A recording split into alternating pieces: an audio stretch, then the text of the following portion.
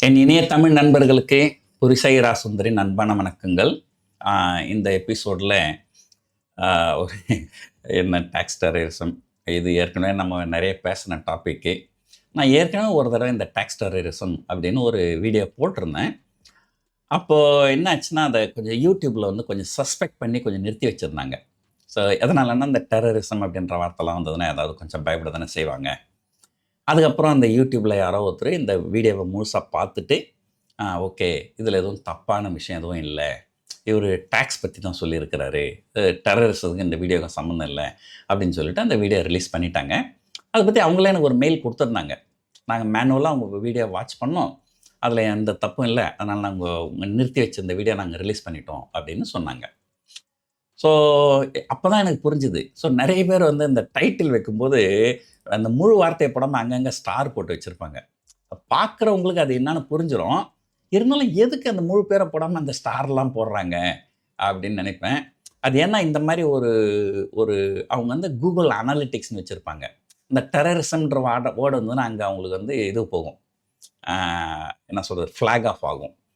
So உடனே அதை கொஞ்சம் நிறுத்தி வச்சுருவாங்க, பார்த்துட்டு விட்டுருவாங்க. இது ஒன்றும் பெரிய, நம்ம ஒன்றும் எதுவும் தப்பாக பேசுகிறது இல்லை.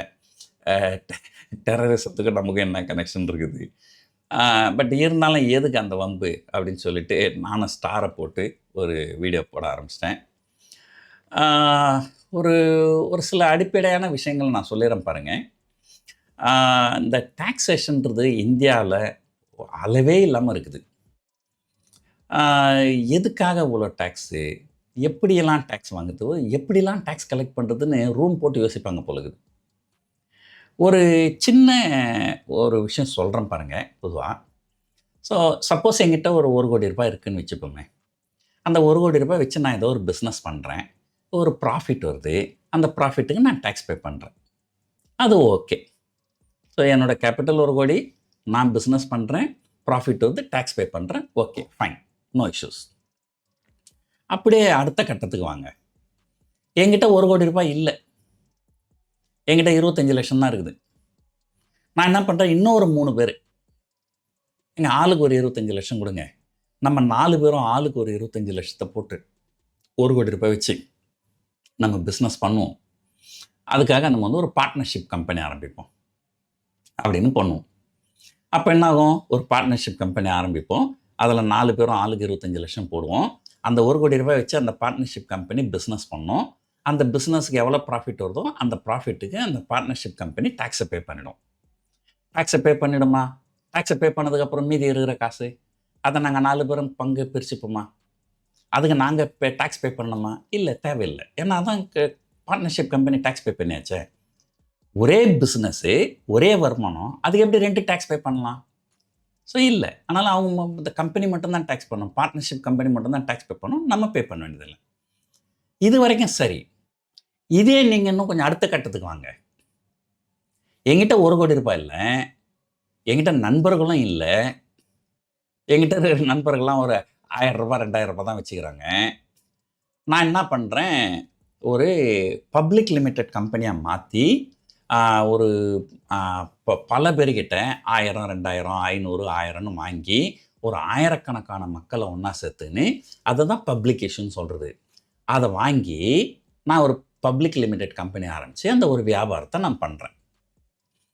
அப்போது அந்த வியாபாரத்தை நான் பண்ணும்போது அந்த வர்ற ப்ராஃபிட்டுக்கு நான் டேக்ஸ் பே பண்ணுறேன்னா, கரெக்டு, முடிஞ்சிருச்சு. ஸோ நான் தான் டேக்ஸ் பே பண்ணியாச்சு இல்லையா?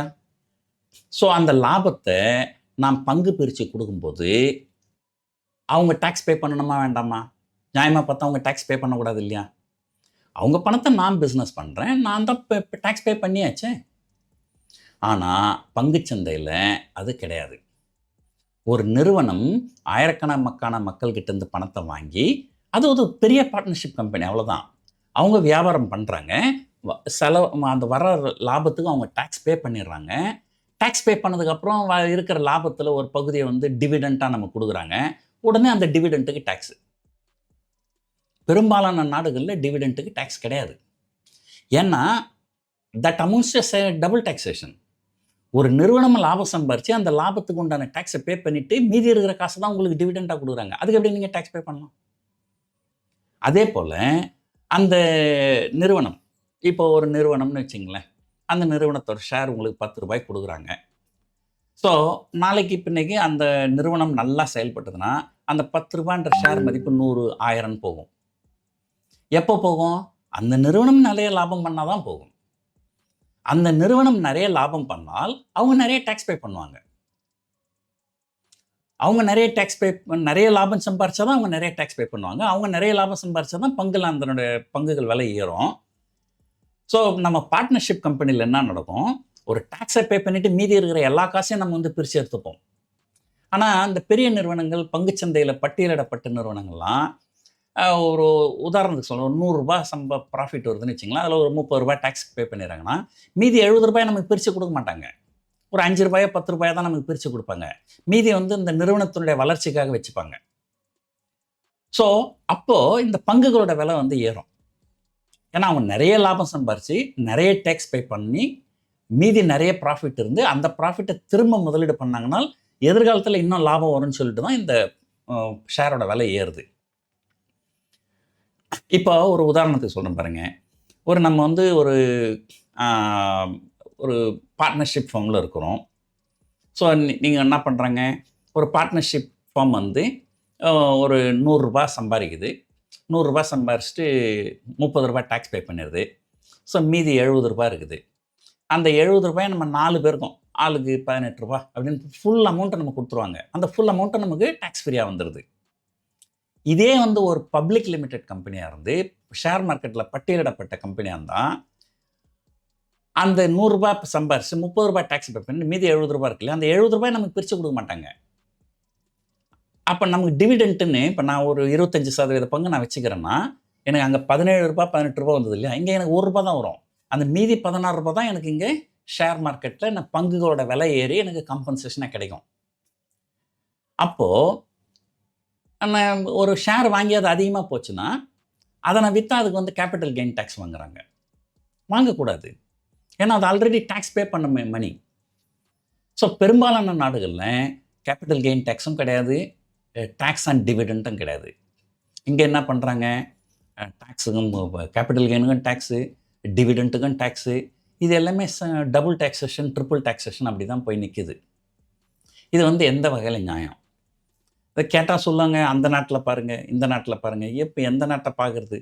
ஏதோ ஒரு சில நாடுகள்ல உங்களுக்கு வரி அதிகமா கூட இருக்கும். ஆனா, அந்த நாடுகள்லலாம் வந்து சோஷியல் செக்யூரிட்டி நெறைய இருக்கும். வேலைவாய்ப்புகள் நெறைய இருக்கும். நான் ரொம்ப நாள் வந்து சிங்கப்பூர்ல இருந்தேன். சிங்கப்பூர்ல இருக்கிறவங்கலாம் வந்து எத பத்தியும் கவலைப்படுறதில்ல. அவங்க பசங்கள பத்தி யாரும் சேமிக்கிறது கூட கிடையாது.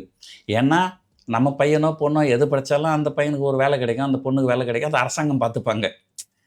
நெறைய பேர் வளர்ந்த நாடுகள்ல பார்த்தீங்கன்னா, ஆ தான் சொந்த பசங்களே அரசாங்கத்தோட பசங்கள தான் நெனைக்கிறாங்க. ஏன்னா, அரசாங்கம் பார்த்துக்கும் எல்லாத்தையும். ஆனா, அது மாரி பார்த்துக்கிறாங்க அரசாங்கம். ஆனா, இங்க நமக்கு என்ன இருக்கு?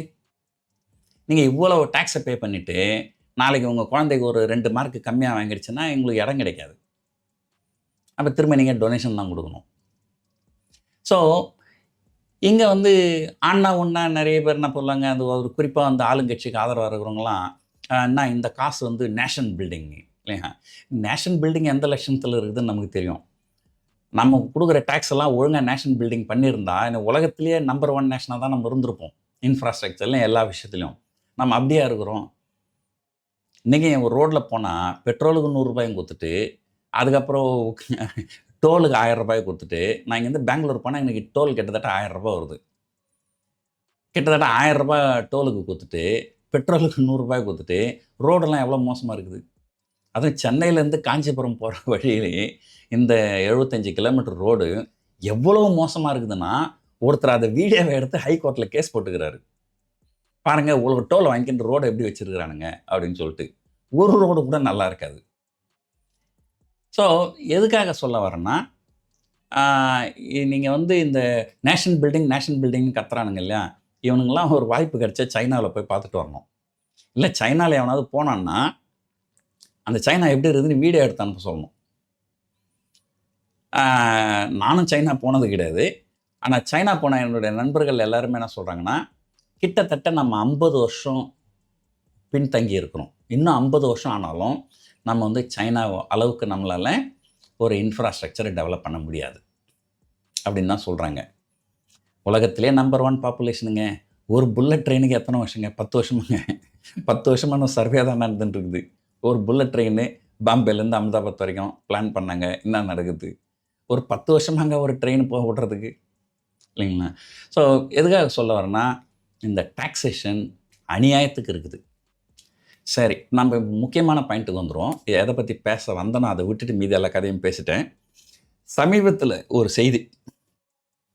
ஒரு அப்பார்ட்மெண்ட் அசோசியேஷனுக்கு வந்து 20 லட்ச ரூபாய்க்கு மேலே வருமானம் வந்தாலோ, அல்லது ஒரு அப்பார்ட்மெண்ட் ஓனரு 7,500 ரூபாய்க்கு மேலே மெயின்டெனன்ஸ் ஃபீ பே பண்ணாலோ, அவங்க வந்து ஜிஎஸ்டி பே பண்ணணும் அப்படின்னு சொல்கிறாங்க. ஸோ இது வந்து என்ன சொல்கிறேன்னா, இது வந்து கண்டிப்பாக வந்து டபுள் டாக்ஸேஷன் தான். ஏன் டபுள் டாக்ஸேஷன்றதை உங்களுக்கு ஒரு சின்ன கதையை சொல்லி உங்களுக்கு புரிய வைக்கிறேன். இப்போது நீங்கள் வந்து ஒரு தனி வீட்டில் இருக்கிறீங்க. நான் வந்து ஒரு அப்பார்ட்மெண்ட்டில் இருக்கிறேன். மேபி நாங்கள் ஒரு 10 பேர் இருக்கிறோம். ஒரு 10 அப்பார்ட்மெண்ட் இருக்குது. சரிங்களா? நீங்கள் தனி வீட்டில் இருக்கிறீங்க, நாங்கள் 10 பேர் அப்பார்ட்மெண்ட்டில் இருக்கிறோம். உங்கள் வீட்டில் மோட்ரு இருக்குது, எங்கள் அப்பார்ட்மெண்ட்லேயும் மோட்ரு இருக்குது. உங்கள் மோட்ரு ஒரு ஆளுக்கு தான் சப்ளை பண்ணுது, எங்கள் மோட்ரு 10 ஆளுக்கு சப்ளை பண்ணுது. நீங்கள் மேபி 1 ஹெச்பி மோட்ரு வச்சுருப்பீங்க, நாங்கள் 10 ஹெச்பி மோட்ரு வச்சுருப்போம். உங்கள் மோட்ரு ரிப்பேர் ஆகிடுச்சு, என்னோடய மோட்ரு ரிப்பேர் ஆகிடுச்சு. நீங்கள் புதுசாக மோட்ரு வாங்க போனால் 10,000 ஆகும், நாங்கள் புதுசாக மோட்ரு வாங்க போனால் 1,00,000 ஆகும். ஸோ இது வரைக்கும் ஓகே. அப்போ நீங்கள் 10,000 ரூபாய் உங்கள் கையை விட்டு கொடுக்கணும், நாங்களும் எல்லாரும் ஆளுக்கு 10,000 ரூபாய் கையை விட்டு கொடுக்கணும். Okay, fine. ஆனால் பிரச்சனை இங்கே தான் வருது. நீங்கள் கடையில் போய் ஒரு மோட்ரு 1 ஹெச்பி மோட்ரு 10,000 ரூபாய் கொடுத்து வாங்குறீங்கன்னா 10,000 ரூபாய் ப்ளஸ் ஜிஎஸ்டி கொடுக்கணும். ஸோ அதில் 18% ஜிஎஸ்டி கவர்மெண்ட்டுக்கு போயிடுது. அது பரவாயில்ல, நீங்கள் ஒரு மோட்ரு வாங்குறீங்க, அதுக்காக ஜிஎஸ்டி பே பண்ணுங்க. ஆனால் நாங்கள் நேரடியாக போய் மோட்டரை வாங்க முடியாது. நாங்கள் ஆளுக்கு 10,000 ரூபாய் அசோசியேஷனுக்கு கொடுக்கணும். அப்போ நாங்கள் ஜிஎஸ்டி பே பண்ணணும். அப்புறம் அந்த அசோசியேஷன் போய் அந்த மோட்டர் வாங்கும்போது அந்த மோட்டருக்கு அவங்க அசோசியேஷன் ஜிஎஸ்டி பே பண்ணணும். ஆக மொத்தம் எங்களுக்கு வர்றது ஒரு மோட்ரு, ஆனால் நாங்கள் 2 ஜிஎஸ்டி பே பண்ணுறோம். இதை எப்படி சொல்லலைன்னா, நானே கடைக்கு போய் காய்கறி வாங்கிக்கின்னு வருவேன். ஒரு நாள் எனக்கு போயிட்டு வர்றதுக்கு நேரம் இல்லைன்னு சொல்லிட்டு என் டிரைவர்கிட்ட கொடுத்து காய்கறி வாங்கிக்கணும்னு சொன்னால், நீ டிரைவர் காசு கொடுக்கும்போது நீ ஜிஎஸ்டி பே பண்ணு, அப்புறம் அந்த டிரைவர் போய் காய்கறி வாங்கும்போது அவர் இன்னொரு ஜிஎஸ்டி பே பண்ணுறோம். இது வந்து எந்த வகையில் இது ஒரு நியாயம்? எப்படியெல்லாம் டேக்ஸ் கலெக்ட் பண்ணணுன்ட்டு ரூம் போட்டு யோசிப்பாங்க இந்த இப்போ இருக்கிற ஆட்சியாளர்கள். இதை மாநில அரசாங்கங்களும் கேட்க மாட்டாங்க. ஏன்னா அதில் இப்போ ஜிஎஸ்டியில் பாதி காசு வந்து மாநில அரசாங்கத்துக்கு தானே வருது. அதனால் எந்த மாநில அரசாங்கமும் இதை எதிர்த்தும் பேச மாட்டாங்க. ஸோ ஆளுங்கட்சியும் எதிர்த்து பேசலை, எதிர்கட்சியும் எதிர்த்து பேசலாம். இப்போ யார் தான் பேச முடியும்? இதான் நம்மளை மாதிரி வீடியோவில் புலம்பின்னு தான் இருக்க முடியும், வேறு ஒன்றும் பண்ண முடியாது இல்லைங்களா? ஸோ நான் வந்து சமீபத்தில் துபாய் போயிருந்தேன். துபாயில் தான் செட்டில் ஆகிற எண்ணமும் இருக்குது. அங்கே பெரும் பணக்காரர்கள் நிறைய பேரை பார்த்துருக்குறேன். ஒவ்வொரு பெரிய பணக்காரனுக்கும் பின்னாடியும் இந்த டேக்ஸ் சம்மந்தப்பட்ட ஒரு அநீதி இழைக்கப்பட்டுள்ளது. எந்த அளவுக்கு அநீதி இழைக்கப்பட்டுள்ளதுன்னா, இந்த நாட்டை விட்டே நம்ம போயிடலாம்டா, இந்த நாடே நமக்கு வேண்டாம் அப்படின்ற அளவுக்கு இதாகிட்டு அப்படி தான் அவங்க வெளியே போயிருக்கிறாங்க. எத்தனையோ பெரிய பணக்கார நாடுகள், ஈவன் அமெரிக்கா முதல் கொண்டு அவங்க என்ன நினைக்கிறாங்க, நம்ம நாட்டுக்கு கேபிட்டல் உள்ளே வரணும், அப்போ தான் நம்ம பொருளாதாரம் நல்லாயிருக்கும், நம்முடைய எக்கானமி நல்லா வளரும் அப்படின்னு சொல்லிட்டு யார் யார் கேபிட்டல் வச்சுக்கிறாங்களோ அவங்களெல்லாம் உள்ளே இழுக்கிறதுக்காக, நீங்கள் வாங்க எங்கள் நாட்டில் ஒரு தொழில் தொடங்குங்க, நீங்கள் வந்து ஒரு 10 கோடி ரூபாய் முதலீடு பண்ணிங்கன்னா உங்களுக்கு வந்து EB-5ன்னு ஒரு விசா இருக்குது. இப்போ தான் இந்த ட்ரம்ப் வந்து நீங்கள் 5 மில்லியன் கொண்டு வந்தால் கோல்டன் விசான்னாரு. அதெல்லாம் எவனும் போகல, அது வேறு விஷயம். அதுக்கு முன்னாடி வந்து 1 மில்லியன் இருந்தது. அந்த 1 மில்லியன் இருந்தப்போ நிறைய பேர் போனாங்க, நிறைய பேர் போயிட்டு அங்கே வாங்கினாங்க. ஸோ பல நாடுகள், யூரோப்பில் கூட நீங்கள் இப்போ பல நாடுகளில் நீங்கள் ஒரு குறிப்பிட்ட தொகை வந்து அவங்க அரசாங்கத்தினுடைய பத்திரங்கள்லையோ அல்லது ஏதோ ரியல் எஸ்டேட்லேயோ நீங்கள் முதலீடு பண்ணிங்கன்னா உங்களுக்கு அந்த நாட்டோட ரெசிடென்சியை கொடுப்பாங்க. ஸோ பெரும்பாலான நாடுகள், வளர்ந்த நாடுகளும் சரி வளராத நாடுகளும் சரி, அவங்க மேக் மலேசியா மை செகண்ட் ஹோம்னு ஒரு ப்ரோக்ராம் இருக்குது. நீங்கள் ஒரு குறிப்பிட்ட தொகையை வந்து மலேசியாவில் இருக்கிற பேங்க்கில் ஃபிக்ஸட் டெபாசிட் போட்டிங்கன்னா உங்களுக்கு வந்து கோல்டன் விசா 10 வருஷம் விசா கொடுப்பாங்க. ஸோ பல நாடுகள் நமக்கு கேபிட்டல் இல்லை, நமக்கு கேபிட்டல் உள்ளே வரணும் அப்படின்னு நினைக்கிறாங்க. ஆனால் நம்ம நாட்டில் என்ன பண்ணுறாங்க, எவனாவது 1000 கோடி வச்சுருந்தான்னா அவனை எப்படியாவது அராஸ் பண்ணி அவனை நாட்டை விட்டு ஓட வைக்க வேண்டியது. இந்த மாதிரி எத்தனையோ பேர் 500 கோடி 1000 கோடி வச்சுக்கிறவங்களாம் நம்ம நாட்டை விட்டு வெளியே போயிட்டாங்க. இப்போவும் வெளியே போய்கின்னு தான் இருக்கிறாங்க. அப்புறம் நம்ம நாடு எப்படி உருப்படும்? எல்லா பணக்காரனையும் துரத்திடுறீங்க, இருக்கிறவங்கிட்ட எல்லாம் ஜிஎஸ்டி வாங்கிறீங்க, அந்த ஜிஎஸ்டியும் வந்து 2 தடவை 3 தடவை வாங்குறீங்க. அப்புறம் எப்படி நாடு முன்னுக்கு வரும்? எப்படி நாடு உருப்படும்? இல்லைங்களா? இப்போ நிறைய பேர் என்ன யோசனை பண்ணுறாங்க, இந்த என்ன பண்ணுதுன்னா ஒரு டேக்ஸ் வந்து கொஞ்சம் குறைவாக இருக்கும்போது எல்லோரும் விருப்பப்பட்டு கட்டுவாங்க. டேக்ஸ் அதிகமாக இருக்கும்போது அது எப்படிலாம் ஏமாற்றணும் அப்படிங்கிற ஒரு எண்ணம் தான் வரும். இப்போ நானே யோசனை பண்ணியிருந்தேன், சரி எப்பட்றா இந்த ஜிஎஸ்டி எப்படி எதை அவாய்ட் பண்ண முடியுமா அப்படின்னா, அப்போ எனக்கு ஒரு இது ஞாபகம் வந்தது. நான் கொஞ்ச நாளைக்கு முன்னாடி வடபழனியில் ஒரு அப்பார்ட்மெண்ட்டில் இருந்தேன். அங்கே ஒரு 5 பிளாக் இருந்தது.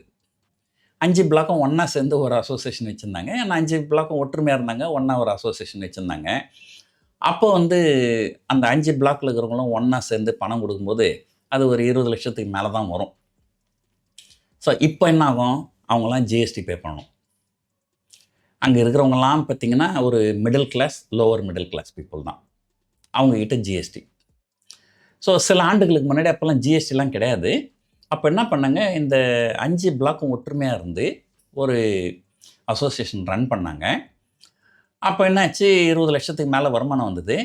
ஆனால் இருந்தாலும் உள்ளுக்குள்ளாரவே இந்த பிளாக்கில் இருக்கிறவங்க அந்த பிளாக் மேலே குறை சொல்ல வேண்டியது, அந்த பிளாக்கில் இருக்கிறவங்க இந்த பிளாக் மேலே குறை சொல்ல வேண்டியது, இப்படி ஒரு சண்டை நிறைய போகுவேன். அப்புறம் ஒரு காலகட்டத்தில் என்ன பண்ணாங்க, நம்ம வந்து 5 பிளாக்கும் தனித்தனியாக பிரிஞ்சு போயிடலாம். இப்போ என்ன பண்ணிட்டாங்க, பிளாக் அசோசியேஷன் தனியாக ஒன்று ஓப்பன் பண்ணிட்டாங்க. 5 பிளாக்கும், பிளாக் 5 வந்து தனியாக அசோசியேஷன், பிளாக் 4 தனியாக அசோசியேஷன், பிளாக் 3 தனியாக அசோசியேஷன் அப்படின்ட்டு. ஸோ அவங்கவுங்க பிளாக்கில் இருக்கிற வேலைகள்லாம் அவங்கவுங்களே பார்த்துப்பாங்க. இருந்தாலுமே இந்த பொதுவான சிலதுங்க, ரோட்டில் லைட் இருக்குது, அது வந்து எந்த பிளாக்குக்கு சொந்தம்? ஸோ அதுக்காக என்ன பண்ணிட்டாங்க, சென்ட்ரல் அசோசியேஷன் அப்படின்னு ஒரு அசோசியேஷன் வச்சுட்டு அதுக்கு ஒரு மினிமம் காசு, அந்த ஒரு பொதுவான விஷயங்கள் மட்டும் இது பண்ணுறதுக்காக ஒரு இது பண்ணிவிட்டு ஒரு மினிமம் காசை கொடுத்துட்டு பெரும்பாலும் இவங்க பிளாக் அசோசியேஷன் தனியாக வச்சுட்டாங்க. அப்போ என்னாச்சு, இந்த ஒரு அசோசியேஷன் இருந்தது, இப்போ 6 அசோசியேஷன் ஆகிடுச்சா? 5 பிளாக் அசோசியேஷன், ஒரு சென்ட்ரல் அசோசியேஷன். இப்போ இந்த காசு பிரியுதா?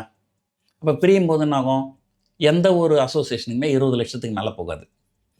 20 லட்சத்துக்கு மேலே போனால் தான் ஜிஎஸ்டி. இப்போ 20 லட்சத்துக்கு மேலே போகாது, அவங்க ஜிஎஸ்டி பே பண்ண வேண்டியதில்லை. இப்போ நான் வசிக்கிற அப்பார்ட்மெண்ட்டே பார்த்தீங்கன்னா, இது ஒரு லக்ஸுரி அப்பார்ட்மெண்ட்டு சென்னையில். ஆக்சுவலாக எங்களுக்கு 9 பிளாக் இருக்குது. இந்த 9 பிளாக்குக்கு சேர்த்தாக்கா கண்டிப்பாக ஜிஎஸ்டி வரும். இப்போ நானே எங்கள் அசோசியேஷனில் கூப்பிட்டு சொல்லலாம், எதுக்கு 9 பிளாக் ஒரே அசோசியேஷனு, ஒரு பிளாக்குக்கும் ஒரு அசோசியேஷன் மாற்றிருங்க. Block 1 association, block 2 association, block 3 association. அப்போது ஒரு அசோசியேஷனும் தனித்தனியாக மாற்றிட்டாக்கா கண்டிப்பாக நமக்கு ஜிஎஸ்டி வராது. இல்லை, அசோசியேஷனோட வேலை என்ன? நாங்கள் ஒரு அப்பார்ட்மெண்ட்டில் இருக்கிறோம், ஒரு 10 பேர் இருக்கிறோன்னு வச்சுப்போமே, ஒரு வாட்ச்மேனுக்கு சேலரி கொடுக்கணும், அதுக்கு தான் அசோசியேஷனு. எதுக்கு நம்ம அசோசியேஷனுக்கு காசை கொடுத்து அவன் வாட்ச்மேனுக்கு சேலரி கொடுக்குறது? நம்ம வாட்ச்மேனுக்கு சேலரி 10,000 ரூபான்னு வச்சுங்களேன், நம்மளே மாதம் ஒரு 1000 ரூபாய் வாட்ச்மேனுக்கு நேரடியாக கொடுத்துடலாம்ல.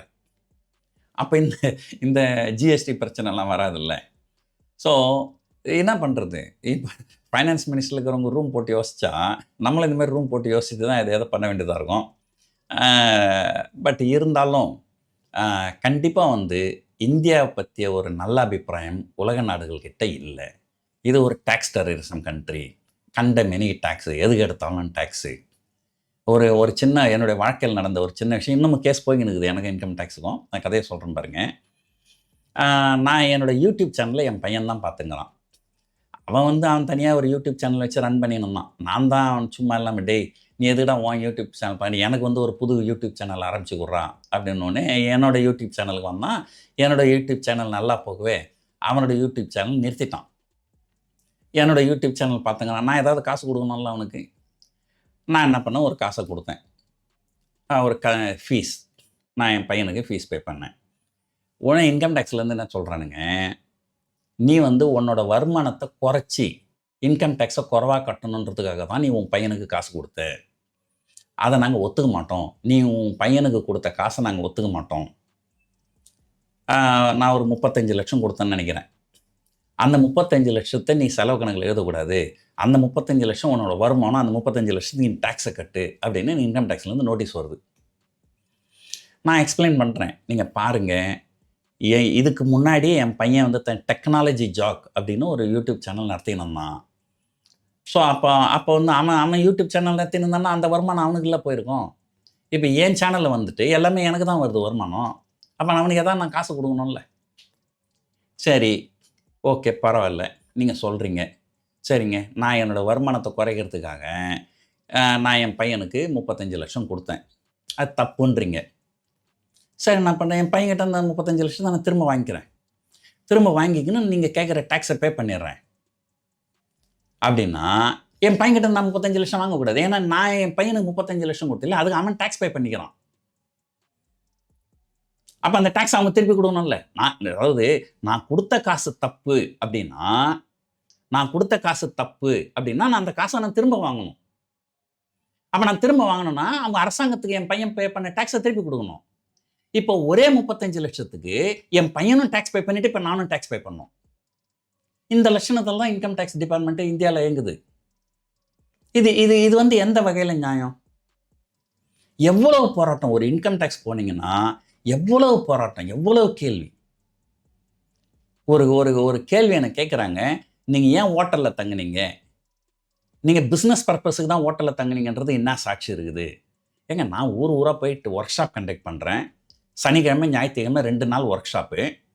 நான் ஒரு தடவை ஒரு ஒர்க் ஷாப் பண்ணேன்னாக்கா எனக்கு கிட்டத்தட்ட 25 லட்ச ரூபா ப்ளஸ் ஜிஎஸ்டி கலெக்ட் பண்ணேன். 25 லட்ச ரூபா இப்போ எனக்கு ட்ரைனிங் ஃபீ கலெக்ட் பண்ணும்போது 5 லட்சம் ஜிஎஸ்டி கலெக்ட் பண்ணி அந்த 5 லட்சத்தை நான் கவர்மெண்ட்டுக்கு டேக்ஸ் பே பண்ணுறேன். அப்புறம் அந்த 25 லட்சம் வருமானத்துக்கு ஒரு 10 லட்சம் கவர்மெண்ட்டுக்கு டேக்ஸ் பே பண்ணுறேன். நான் கலெக்ட் பண்ணுற 30 லட்சத்தில் 15 லட்சத்தை இங்கே கவர்மெண்ட்டுக்கு டேக்ஸை பே பண்ணிவிட்டு, சனிக்கிழமை ஞாயிற்றுக்கிழமை ஒரு 5 ஸ்டார் ஹோட்டலில் ஒர்க் ஷாப்பை வச்சுட்டு, அந்த சனிக்கிழமை நைட்டு நான் எங்கே தங்க முடியும்? அந்த ஹோட்டலில் தானே தங்கணும். நானும் இப்போ பாம்பேலையும் டெல்லியிலையும் போய் சனிக்கிழமை ஞாயிற்றுக்கிழமை ஒர்க் ஷாப்பை கண்டக்ட் பண்ணிவிட்டு 15 லட்ச ரூபாய் கவர்மெண்ட்டுக்கு டேக்ஸை பே பண்ணிவிட்டு நான் போய் பிளாட்ஃபார்ம்லேயே பார்த்து தூங்க முடியும். இது ஹோட்டலில் தங்குற, இது பிஸ்னஸ் பர்பஸுக்கு தான் தங்கணுன்றது என்ன சாட்சி? இதை எல்லாத்தையும் எக்ஸ்பிளைன் பண்ணால் அடுத்த கேள்வி வருது, நீங்கள் எதுக்கு 2 ரூம் புக் பண்ணீங்க? இது என்னடா கேள்வி? என்னோடய செக்ரட்டரி லேடி ஆனால் நானும் என் செக்ரட்டரி ஒரே ரூம்லேயே தங்க முடியும்? அவங்களுக்கு தனியாக தான் ரூம் கொடுத்தாகணும். எதுக்குன்னா இந்த கேள்வி பாருங்கள், எப்படிலாம் கேள்வி கேட்குறானுங்க.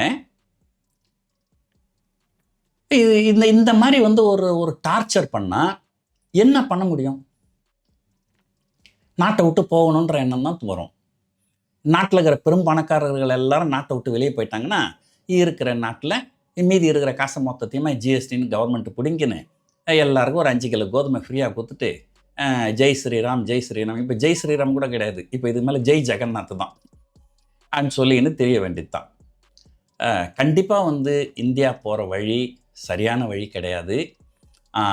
இது வந்து இந்த மாதிரி டேக்ஸ்லாம் வந்து டபுள் டாக்ஸேஷன், ட்ரிபிள் டாக்ஸேஷன் அப்படிங்கிறதுலாம் ஒரு அளவுக்கு அதிகமாக தான் போயின்னு இருக்குது. கூடிய விரைவில் நானும் வந்து இப்போ நான் பாதி வெளிநாட்டில் தான் இருக்கிறேன். கூடிய விரைவில் இந்தியாவுக்கு கூட இருக்கிற அத்தனை தொடர்புகளையும் துண்டித்து கொண்டு முழுமையாக நான் வெளிநாட்டில் செட்டிலாக முடிவு பண்ணி தான் வச்சுருக்கிறேன். அதில் சில நடைமுறை சிக்கல்கள்லாம் இருக்குது. பார்ப்போம், அந்த நடைமுறை சிக்கல்கள்லாம் எப்படி சால்வ் பண்ணிவிட்டு என்னால் எப்போ முழுசாக இந்தியா விட்டு வெளியே போக முடியும் அப்படின்னு தான் இப்போ வெயிட் பண்ணிக்கிறேன். இந்த மாதிரி நல்ல மனிதர்கள், நிறைய கவர்மெண்ட்டுக்கு டேக்ஸ் பே பண்ணுறவங்க எல்லாரையும் ஹராஸ் பண்ணி நாட்டை விட்டு துரத்திட்டு இந்த நாட்டை ரொம்ப ஆகாகோன்னு பெரிய வளர்ச்சி பாதைக்கு கொண்டு போக போகிறாங்க. இதுதான் இந்திய அரசாங்கத்தினுடைய கொள்கை. பார்ப்போம் என்ன பண்ணுறது. நம்ம இந்த ஜிஎஸ்டி பண்ணுற அநியாயத்தில் ஸ்டேட் கவர்மெண்ட்டு கூட எந்த கேள்வியும் கேட்க மாட்டாங்க. ஏன்னா இவங்க பண்ணுற ஜிஎஸ்டி அநியாயத்தில் பாதி காசு ஸ்டேட் கவர்மெண்ட்டுக்கு தான் போகுது. அப்புறம் சென்ட்ரல் கவர்மெண்ட்டும் கேட்கறதில்ல, ஸ்டேட் கவர்மெண்ட்டும் கேட்கறதில்ல, ஆளுங்கட்சியும் கேட்கறதில்ல, எதிர்கட்சியும் கேட்கறதில்லைன்னா நம்ம இந்த மாதிரி புலம்புறதை தவிர அவர் ஒன்றும் பண்ண முடியாது. பார்ப்போம், நம்ம என்ன கொஞ்சம் நெஞ்சமாக அடி வாங்கியிருக்கிறோம், அவ்வளோ அடி வாங்கியிருக்கிறோம் நம்ம. அதனால் கண்டிப்பாக புலம்ப தான் செய்வோம். பார்ப்போம் என்ன நடக்குதுன்னு. இந்த வீடியோ உங்களுக்கு ரொம்ப பிடிச்சிருக்குன்னு நினைக்கிறேன். பார்த்ததுக்கு ரொம்ப நன்றி. வணக்கம்.